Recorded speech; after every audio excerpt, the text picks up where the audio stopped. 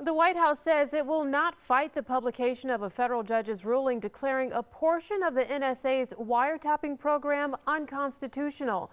Monday, the judge says the National Security Agency's program that collects information on phone calls from or within the U.S. appears to violate protections against unreasonable searches and seizures. That program came to light over the summer when former contractor Edward Snowden began releasing documents.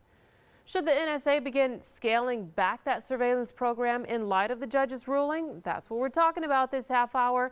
And we also want to hear from you, so you can share your thoughts on Facebook and Twitter. I'm about to check my Facebook page right now, so please share your comments there.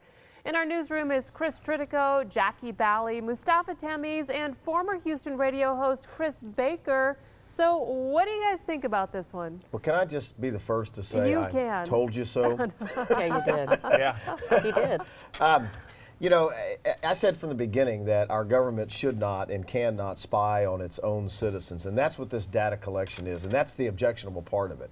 Our allies are certainly objecting to us spying on them and collecting data against them, but every country in the world that has a budget of any size spies on its own friends, and that's part of the way it is in the world. The objection here is to gathering data on our own citizens without a warrant. We have this thing called the Fourth Amendment. It's part of the Bill of Rights. Tom wrote it over 225 years ago. That was Jefferson, by the way. That said the government can't do this to its own people. And that's the objection here. Chris Baker, we'll start with you in this segment. The government gathering data on its own people for no reason that they can articulate other than we're going to make you safe. That's an objectionable action. Slightly, and you did tell us so. I told people so. So many people predicted this would happen, and I think something really important. I'm sorry, I don't care how many people in government say, well, maybe we should scale this back. They're not going to scale it back. No. They're not going to do it because knowledge is power.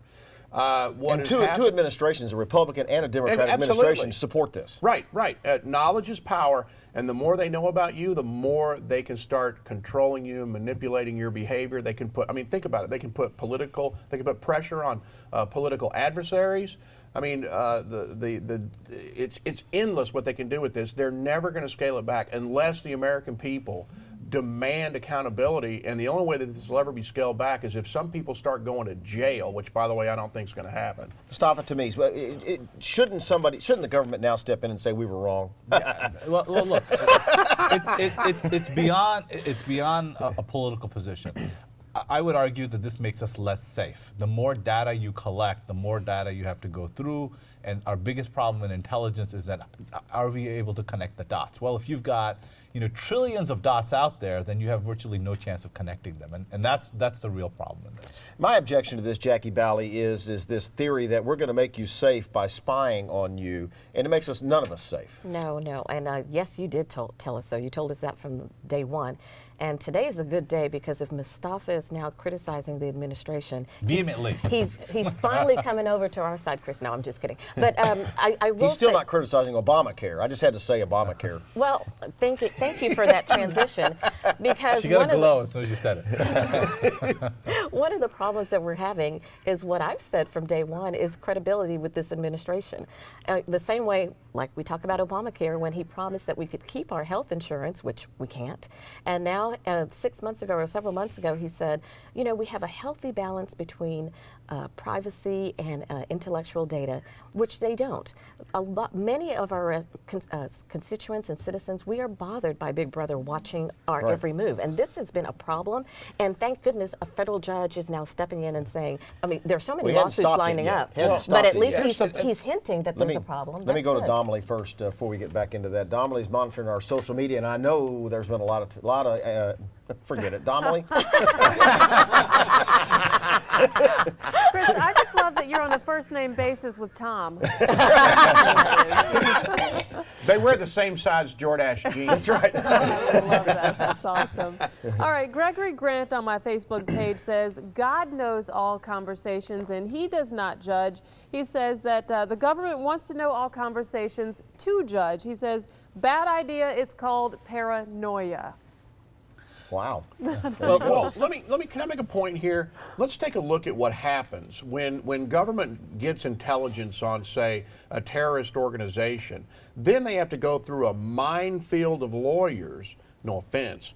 But they have to go through a minefield of lawyers who are then going to determine, well, you know, even though you have that information, we can't really act on this, or even though you have that information, we can't really act on that. But the problem is they do act on it. I mean, well, and they have been acting on it. Right. Look, this is easy to make a political issue, Democrat, Republican, and it's not. It's not. The oversight committees have Democrats and Republicans on them. There's been two different administrations, Republican, Democrat administration.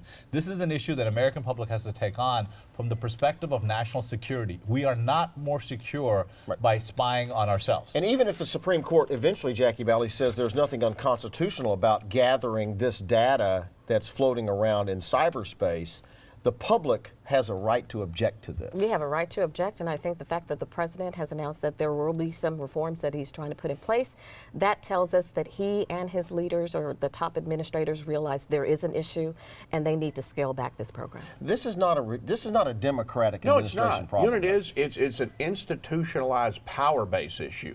And what I'm not secure about it in any way whatsoever. The same people who are now coming to us and saying, well, we're going to have to look at it and fix it, are the exact same people who brought it to us. That's exactly They right. never admit when they're wrong. And so we cannot depend on them to fix this, because why would they? They have no reason to. They run it, they own We're it. going to have to leave it right there, but you had to say something to Luke Baker real quick. It is my son's birthday today, so happy birthday to Lucas. He's how old is he? Oh, that's right. He's 11. That kid, whatever, he eats a lot of food. I know that. Anyway, We got to happy go. birthday. I want to boy. say thanks to Chris Baker for coming in and visiting us today, Donnelly, and we're going to wrap it up. Next week, we'll wrap up the entire year. You guys are super duper entertaining. Thanks so much. Thank you.